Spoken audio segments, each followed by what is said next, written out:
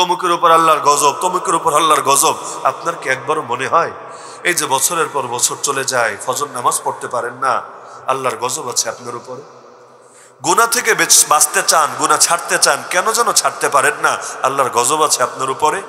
অন্তর এত শক্ত হয়েছে, দোয়ায় হাত তুললেও চোখ থেকে এক ফোঁটা পানিও আসে। বাকি সবাই কাঁদতে কাঁদতে একেবারে অজ্ঞান হয়ে গেলে আপনার চোখ থেকে এক ফোঁটা পানি বের হয় না।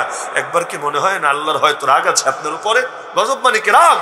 আল্লাহ যদি রাগান্বিত না থাকতো কেন নামাজ পড়তে পারেন না? আপনি তো ভাবেন নামাজ পড়ছি না, আপনার ভাবা দরকার ছিল আল্লাহ আমাকে তার সামনে দাঁড় করানোর তৌফিক দিচ্ছে না, আল্লাহ আমাকে চায় না, দেখতে চায় না, আমাকে ভালোবাসে না, এজন্য তার সামনে দাঁড়ানোর তৌফিক দিচ্ছে না। হাসান বসরিকে এসে একজন জিজ্ঞাসা করলো, হুজুর ডেইলি তাহাজ্জুদ পড়তে চাই, একদিনও পারি না, আমাকে পরামর্শ দেন। তিনি বললেন, শোনো, দিনের বেলা আল্লাহকে নারাজ করা ছেড়ে দাও, রাতের বেলা আল্লাহ তোমাকে তার সামনে দাঁড় করিয়ে দেবে।